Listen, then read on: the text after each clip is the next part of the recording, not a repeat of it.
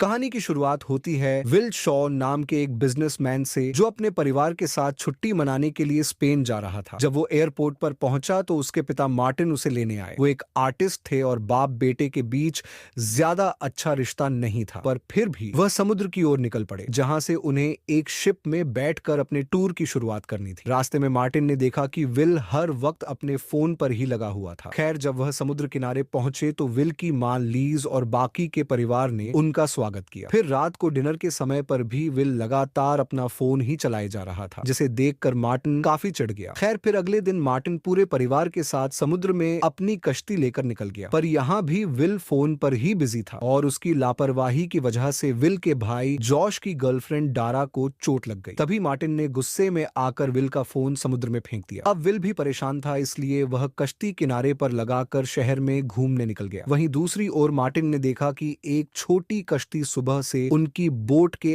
आसपास घूम रही थी। इधर विल जब घूमकर वापस समुद्र किनारे आया तो वहां उसे अपनी बोट कहीं भी दिखाई नहीं दी। उसने आसपास के मछुआरों से पूछताछ की, मगर कोई जानकारी नहीं मिली। फिर लोगों ने उसे पहाड़ी के ऊपर जाकर देखने की सलाह दी, क्योंकि वहां से पूरे समुद्र का नजारा साफ दिखता था। विल तुरंत पहाड़ी के ऊपर गया और वहां से उसे अपनी नाव दिखाई दी। वह फटाफट तैर कर नाव के पास पहुंचा, मगर यह क्या, वो नाव तो बिल्कुल खाली थी। यह देखकर विल का दिल डूबने लगा, क्योंकि उसे एहसास हो गया था कि यहाँ पर कोई तो दुर्घटना जरूर हुई है। अब विल बिना समय गवाए शहर के पुलिस डिपार्टमेंट में पहुंचा और पुलिस से मदद मांगने की कोशिश की, मगर वहाँ किसी ने उसकी पुकार नहीं सुनी। पर जैसे ही विल ने अपना पूरा नाम बताया तो फिर वहाँ पर हलचल हुई और सभी पुलिस वाले तुरंत काम पर लग गए। थोड़ी ही देर में विल और कुछ पुलिस वाले उस जगह पहुंचे जहाँ उनकी नाव खड़ी थी। अचानक विल ने देखा कि एक आदमी पहले से किनारे पर उसका इंतजार कर रहा था, और तभी विल को एहसास हुआ कि कुछ तो गड़बड़ है, इसलिए वह पुलिस से बचकर भाग निकला। तब पुलिस वाले भी उसका पीछा करने लगे और आखिरकार उन्होंने विल को दर दबोचा, मगर ऐन वक्त पर मार्टिन ने वहां आकर विल की जान बचाई। उसने सभी पुलिस वालों की धुलाई कर दी और फिर विल को साथ लेकर फरार हो गया। रास्ते में उसने विल को बताया कि वह कोई आम आर्टिस्ट नहीं है, बल्कि एक CIA एजेंट है। वह पिछले 20 साल से CIA के लिए काम कर रहा था। अब CIA का एक खास दस्तावेज उसके कब्जे में है, जिस वजह से उन्होंने मार्टिन के परिवार को अगवा कर लिया है। फिर मार्टिन को कैरेक नाम की एक औरत का फोन आया और उसने मार्टिन को मिलने के लिए बुलाया, लेकिन वहां जाने से पहले मार्टिन विल को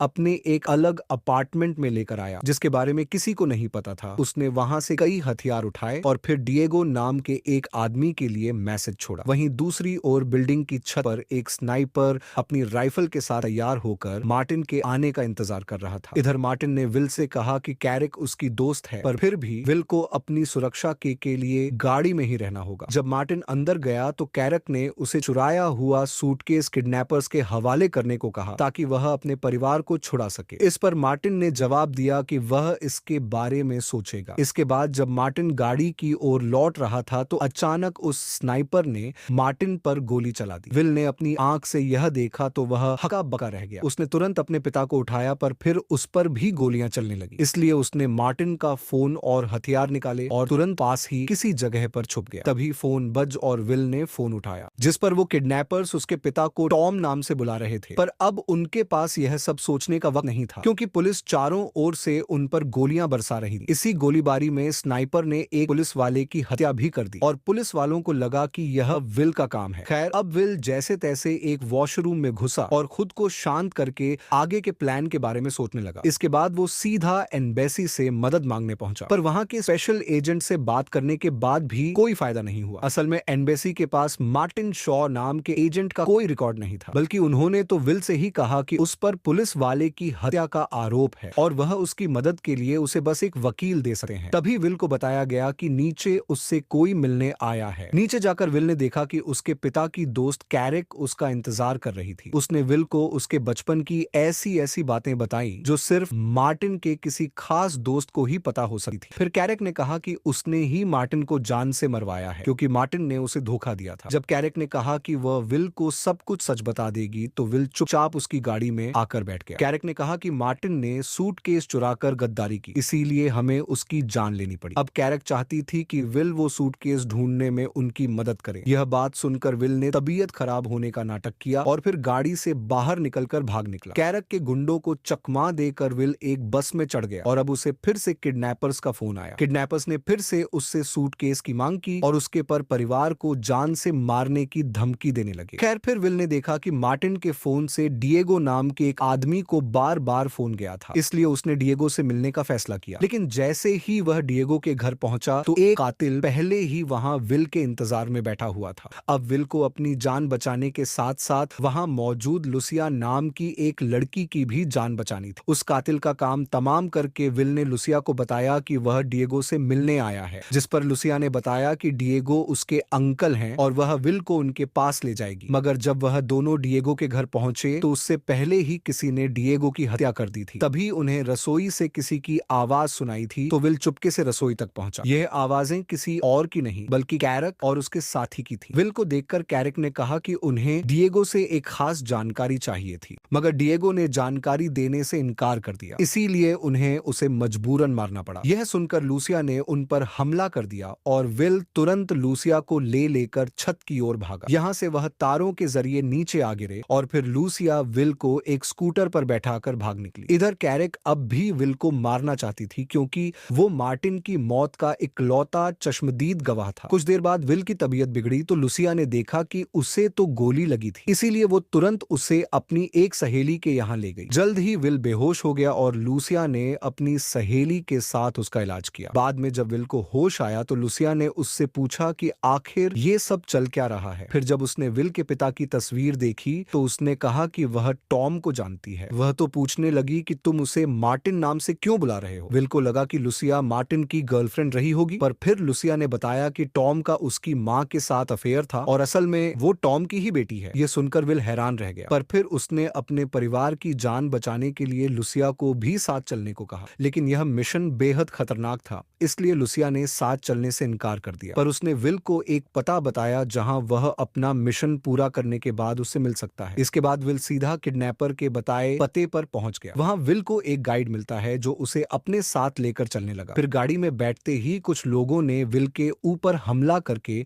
उसे बेहोश करके बांध दिया। बाद में जब विल को होश आया तो वह एक कमरे में था जहां उसका पूरा परिवार कैद था। फिर किडनैपर ने उसे बताया कि मार्टिन के पास एक सूटकेस था जो कि सीआईए को चाहिए था। लेकिन फिर मार्टिन को लगा कि सीआईए के अंदर कुछ ऐसे गद्दार लोग हैं जो इस सूटकेस का गलत इस्तेमाल करके पूरी दुनिया में तबाही मचा सकते हैं, इसलिए उसने यह सूटकेस अपने पास रखा। पर अब उसकी भी हत्या हो गई और फाइनली ये सूटकेस कैरक के कब्जे में था। इसके बाद किडनैपर ने कहा कि वो विल के परिवार को तभी रिहा करेगा जब विल उसे वो सूटकेस लाकर दे। इसके बाद गुंडों ने विल को सड़क पर फेंक दिया और विल उसी क्लब में गया जहां लुसिया उससे मिलने वाली थी। वहां उसने कैरक को पकड़ने के लिए लुसिया से मदद मांगी और लुसिया ने अपने साथियों को बुला लिया। फिर विल ने कहा कि वो अपने क्रेडिट कार्ड का इस्तेमाल करेगा और जल्द ही इसकी भनक कैरक को लग गई। फिर वह खुद ही उसका पीछा करते हुए आएगी और तब विल कैरक को पकड़कर उससे सूटकेस छीन लेगा। अब प्लान के मुताबिक विल ने क्लब में क्रेडिट कार्ड का इस्तेमाल किया और थोड़ी ही देर में कैरक के गुंडे वहां पहुंचे। उन्होंने विल और उसके साथियों पर हमला कर दिया, पर विल की टीम भी कोई कम नहीं थी। जल्द ही उन्होंने कैरक के खास गुंडों को धर दबोचा। बाद में उन्होंने इस गुंडे पर खूब अत्याचार करके कैरक की जानकारी निकलवाने की कोशिश की, लेकिन उसने अपना मुंह नहीं खोला। तब विल समझ गया कि इसे पीटने से कुछ नहीं होगा। उसने बाहर आकर अपनी टीम से इस गुंडे को रिहा करने को कह दिया। वह जानता था कि रिहा होते ही वह सबसे पहले कैरक के पास ही जाएगा, और हुआ भी। बिल्कुल ऐसा ही उसका पीछा करते हुए विल और उसकी टीम एक बेसमेंट में आ पहुंची। तब उन्हें पता चला कि आज कैरक यहाँ सूटकेस को बेचने की डील करने वाली थी। अवल धीरे से कैरक की ओर बढ़ रहा था और लूसिया एक गाड़ी में बैठी थी। तभी किडनैपर्स की गैंग भी वहां पहुंची और उन्होंने एल सिया को जबरदस्ती बंदी बना लिया। वहीं किडनैपर विल से सूटकेस की मांग करने लगा। उन दोनों की बहस से कैरक सावधान हो गई और अचानक उसने सामने वाली पार्टी पर गोलियां चला दी। अब वह खुद सूटकेस के साथ भागना चाहती थी, मगर यहाँ चारों ओर से धुआंधार गोलीबारी शुरू हो गई। इधर विल ने गुंडों का सामना करके लुसिया की जान बचाई, लेकिन फिर इसी मौके का फायदा उठाकर कैरक सूटकेस के साथ भाग निकली। लेकिन विल भी तेजी से कैरक का पीछा करने लगा और रास्ते में उसने कई गाड़ियों का नुकसान कर दिया। तभी एक चौराहे पर वह कैरक की गाड़ी को टक्कर मारने ही वाला था